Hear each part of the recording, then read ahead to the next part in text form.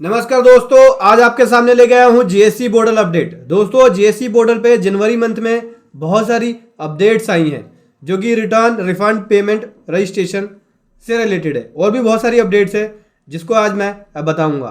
तो दोस्तों, इसको समझने के लिए बने रहे मेरे साथ वीडियो के एंड तक। उससे पहले बताना चाहूंगा दोस्तों, जो भी भाई बंधु मेरे चैनल पे फर्स्ट टाइम है, इस वीडियो को पहली बार देख रहे हैं, जिन्होंने अभी तक सब्सक्राइब नहीं किया तो सब्सक्राइब कर लीजिए दोस्तों, क्योंकि जैसे ही आप सब्सक्राइब कर लेते हैं इस तरह का कंटेंट मैं आपके सामने लेके आता रहता हूं। तो सब्सक्राइब कर लीजिए और साथ ही साथ और भी भाई बंधु को जोड़े। तो सबसे पहले बात करेंगे रजिस्ट्रेशन से रिलेटेड। ठीक है, रजिस्ट्रेशन से रिलेटेड क्या अपडेट कर दिया गया है जीएसटी पोर्टल पे। तो पहला है आधार ऑथेंटिकेशन मैंडेटरी कर दिया है। रिवोकेशन एप्लीकेशन फाइल कर रहे हैं कैंसिलेशन ऑफ रजिस्ट्रेशन का फॉर्म जीएसटी रजिस्ट्रेशन 21 के अंदर नॉर्मल टैक्स पेयर के द्वारा। तो नॉर्मल टैक्स पेयर को यहाँ पे आधार ऑथेंटिकेशन के लिए जाना होगा, आधार ऑथेंटिकेशन कराना होगा या फिर KYC वेरिफिकेशन कराना होगा विद आधार एनरोलमेंट आईडी के साथ।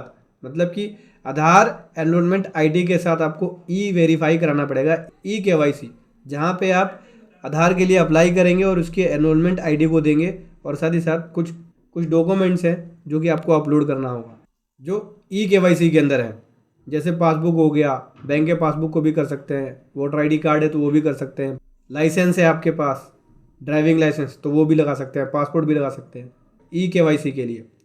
उसके बाद बात करें दोस्तों, आधार और KYC verification existing tax payer के लिए कर दिया है जनवरी से मैंडेटरी, या फिर जो नया रजिस्ट्रेशन लिया जाएगा उसमें मैंडेटरी कर दिया है। जो एग्जिस्टिंग टैक्स पेयर है उनको भी आधार ऑथेंटिकेशन करना होगा और KYC वेरिफिकेशन करना होगा। अगर एग्जिस्टिंग टैक्स पेयर, ठीक है, ये एंटिटीज अप्लाई करती है न्यू रजिस्ट्रेशन, मान लो कि अगर आप पहले से जीएसटी में रजिस्टर्ड है, अपना नई ब्रांच खोल रहे हैं, तो आप जब रजिस्ट्रेशन लेने जाएंगे तो उस केस में मैंडेटरी होगा आपको आधार ऑथेंटिकेशन कराना। बिना आधार ऑथेंटिकेशन के आप रजिस्ट्रेशन नहीं ले पाएंगे या फिर बिना KYC वेरिफिकेशन के रजिस्ट्रेशन नहीं ले पाएंगे। अब दोस्तों, अगर यहाँ पे स्टेटस चेंज होता है या कैटेगरी चेंज होती है टैक्स पेयर की, तो उस केस में आपको अलर्ट भी शो करेगा। ठीक है दोस्तों, अब आपको एक एप्रोप्रिएट अलर्ट डिस्प्ले होगा रिटर्न मॉड्यूल के अंदर जब भी यहाँ पे टैक्स पेयर के स्टेटस में, टैक्स पेयर की कैटेगरी में चेंज किया जाएगा।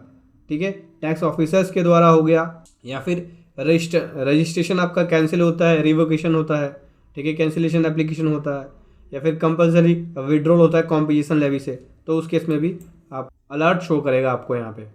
उसके बाद बात करें दोस्तों, अगला बात करें फाइलिंग से रिलेटेड है। Application of revocation of cancellation of registration को जो फाइल किया जाता था टैक्स पेयर के द्वारा फॉर्म रजिस्ट्रेशन 21 के अंदर, ठीक है, मतलब कि यहाँ पे टैक्स पेयर जो है एप्लीकेशन फाइल कर सकता है revocation of cancellation with in 30 days के अंदर कर सकता है।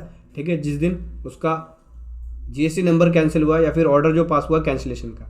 लेकिन नोटिफिकेशन नंबर 15 और रूल 23 के हिसाब से यहाँ पे टैक्स पेयर के पास एक अपॉर्चुनिटी मिल जाती है कि वो टाइम को बढ़ाने के लिए, टाइम के एक्सटेंशन के लिए अप्लाई कर सकता है। टाइम लिमिट को बढ़ाने के लिए revocation of cancellation of registration को टाइम लिमिट को बढ़ाने के लिए अप्लाई कर सकता है एक प्रॉपर रीज़न देके।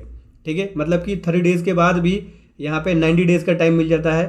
30 डेज़ के बाद अगर रजिस्ट्रेशन रिवोकेशन ऑफ कैंसिलेशन नहीं फाइल किया तो 90 डेज़ के अंदर, मतलब 30 डेज़ के बाद लेकिन विद इन 90 डेज़ के अंदर उसको यहाँ पे टाइम लिमिट को बढ़ाने के लिए अप्लाई कर सकता है टैक्स पेयर, रूल 23 और नोटिफिकेशन नंबर 15/2021 के हिसाब से।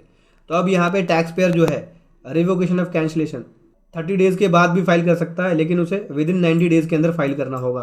अगर 30 डेज़ के बाद फाइल कर रहा है, टाइम लिमिट जो है रिवोकेशन ऑफ कैंसिलेशन को बढ़ाने के लिए यहाँ पे एक सफिशेंट रीज़न देगा, कंडोनेशन फॉर डिले के लिए अप्लाई करेगा और साथ ही साथ यहाँ पे एक सपोर्टिंग डॉक्यूमेंट भी अपलोड करेगा। फिर इसकी जो एप्लीकेशन है वो कंपेटेंट अथॉरिटी को, एप्रोप्रिएट कंपेटेंट अथॉरिटी को फॉरवर्ड कर दी जाएगी। ठीक है, फिर जो एप्लीकेशन होगा अगर उसका रीज़न जेन्युइन हुआ, सेटिस्फाइड करेगा ऑफिसर्स को, तो फिर उस केस में ऑर्डर इशू करेंगे। अब बात कर लेते हैं रिटर्न से रिलेटेड जो फंक्शन जनवरी 22 के अंदर जीएसटी पोर्टल पे लाया गया है। Reduction in frequency of filing of statement in form ITC 04 based on aggregate turnover. अब दोस्तों, जो फ्रिक्वेंसी है ITC 04 को फाइल करने के लिए, ITC 04 कौन फाइल करता है? जिसकी जो ओवर की रिटर्न है वो फाइल करता है। तो यहाँ पे जो फ्रिक्वेंसी है कि हर क्वार्टर में आपको ITC 04 फाइल करना होता था। अब यहाँ पे इसको कम कर दिया गया है GST पोर्टल पे। अब ITC 04 क्वार्टरली और एनुअली 2 तरीके से जाएगी, ठीक है, टर्नओवर के बेसिस पे है। तो जो टैक्स पेयर है अभी फ़िलहाल करंटली हर क्वार्टर के लिए ITC 04 फाइल कर रहे थे, लेकिन अब जो है 30/6/2021 को लॉ कमेटी की मीटिंग होने के बाद ITC 04 को यहाँ पे हाफ ईयरली और एनुअली कर दिया गया है, ये भी टर्नओवर के बेसिस पे। इसकी टर्नओवर 5 करोड़ से एक्सीड करती है प्रीवियस फाइनेंशियल ईयर के अंदर। ITC 04 ऐसे टैक्स पेयर को हाफ ईयरली फाइल करना होगा, मतलब 5 करोड़ से ज़्यादा की टर्नओवर पे ITC 04 हाफ ईयरली फाइल होगी।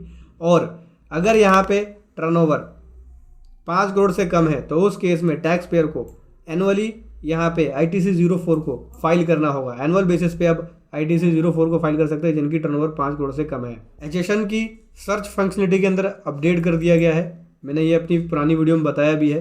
टैक्स पेयर जो है अब एचएसएन कोड को डिस्क्रिप्शन के साथ सर्च कर सकता है। अगर उसे डिस्क्रिप्शन से आइटम के एचएसएन कोड को सर्च करना है तो डिस्क्रिप्शन के जरिए भी वो गुड्स एंड सर्विसेज को सर्च कर सकता है कि उसका एसएससी कोड या एचएसएन कोड क्या है। कैसे सर्च करना है इसके लिए आप मेरी पुरानी वीडियो जाके देख सकते हैं, चैनल पे अपलोडेड है। अब यहाँ पे आउटवर्ड सप्लाई यानी GSTR उनको फाइल नहीं कर पाएंगे अगर आपने पिछले टैक्स पीरियड की GSTR 3B को फाइल नहीं किया है।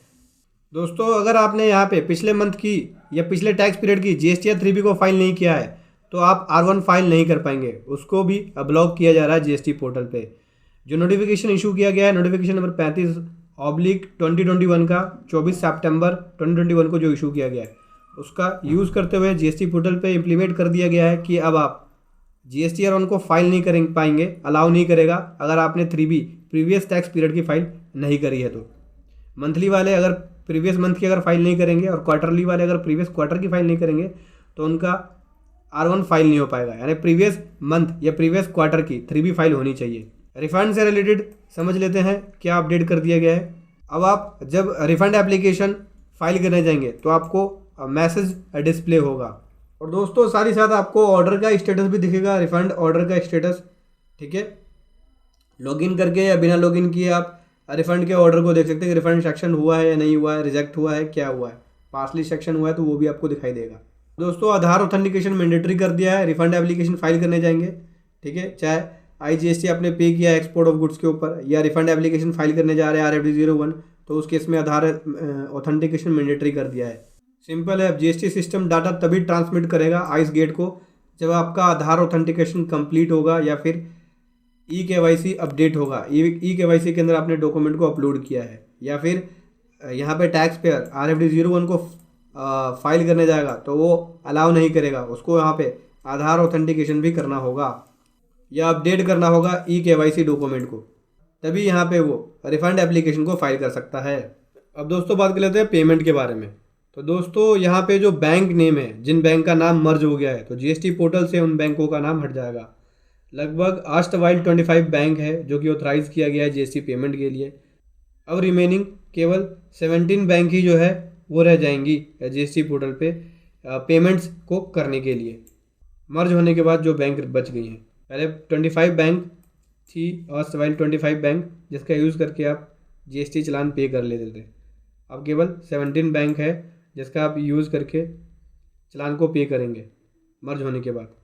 बाकी जो अपडेट है दोस्तों वो फ्रंट ऑफिस के लिए, ये ऑफिसर्स के लिए अपडेट है तो हमारे पे एप्लीकेबल नहीं है।